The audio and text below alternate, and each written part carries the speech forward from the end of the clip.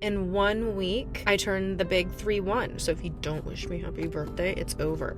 So the other day, somebody asked me, hey, Tiffany, so do you ever get writer's block? Do you ever run out of ideas? I go, no. And they go, really? Never? You never run out of ideas? As if it was so impossible to believe. In my head, I'm a little bit offended. I'm a little offended because I'm fragile and temperamental. But you don't show people your cards. Never show people your cards. Life tip number 1. So anyways, I just go, no, I actually have more ideas than time. Ha ha ha. Conversation over. But in my head, I realized, wow, I think the reason I was like so angered by this question is because I'm so passionate about creativity. It inspired me to make a little YouTube video about how I never run out of ideas. So step number 1 is you have to become available. Now, what do I mean by this? Is don't drown out life with podcasts and music all the time. Let yourself be in silence, because that's when you're available to the inspiration. So I try to make myself available often. I like to drive in silence. When I drive in silence, that's often when I get so much inspiration.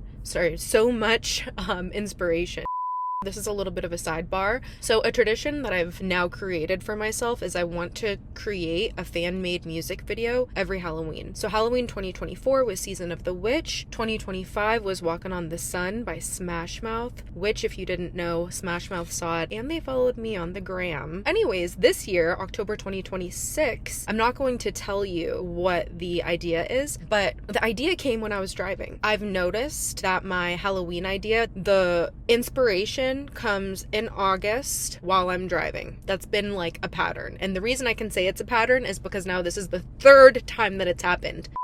You have to be available to these moments of inspiration, to these moments of natural organic poetry that happen in our everyday lives. Whether you're getting ready in the mirror, you're walking on the beach, you're in an argument, whether you're talking to a friend, whether you're laughing with a friend. There's so many natural organic moments of poetry. Don't let them go.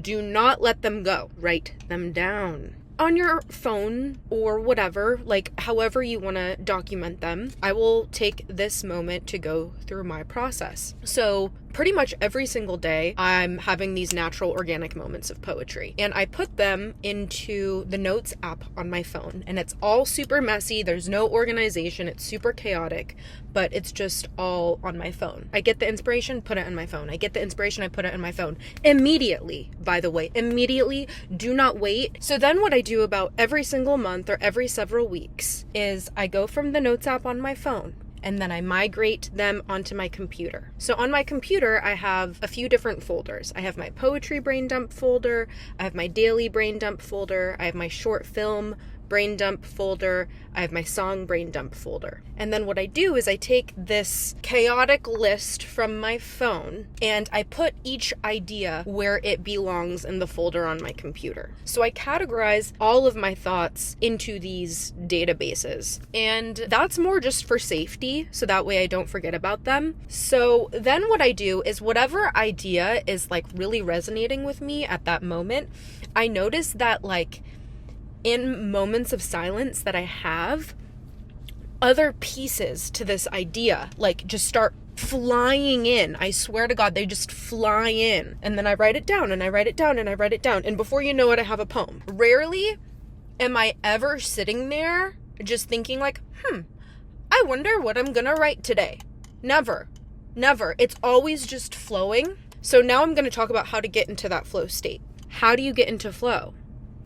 You have to complete things, and I'm going to explain what I mean by this. It's very, very helpful and powerful for the mind, especially the creative mind, to finish things, like to check it off. It's really important to have little mini projects. So I'm just going to say how that looks for me in my life, and you can apply it to your life in the way that it fits. But for me, the projects that mean the most to me are my poetry videos and my cinematic creative projects. But I can only release those every so often because of how much time and resources and energy go into one of those. Like, once every couple of months. That's kind of where I'm at now. And I post them on YouTube.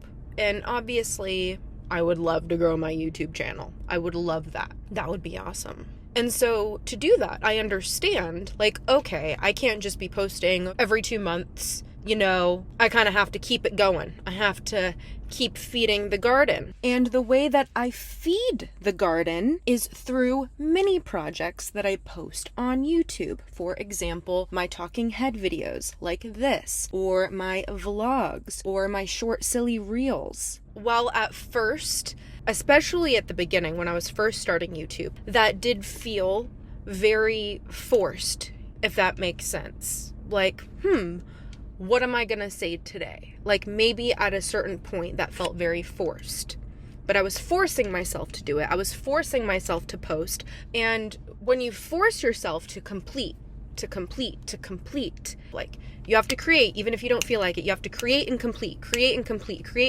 I can't really describe it, but it gets you into this flow state. Eventually, like at first, it's gonna feel like you're dragging yourself by your feet to get these things done. But once you go through that kind of hell period, it all just flows. I would say that having a YouTube channel and having this be my creative outlet, it has, in just the way that YouTube works, it's literally turned me into a creative powerhouse. So with all of that being said, if you feel like you're struggling, you're having a creativity block or something along those lines, be available. Any little moment of inspiration that you have, just write it down, and then organize it. And on top of that, take action.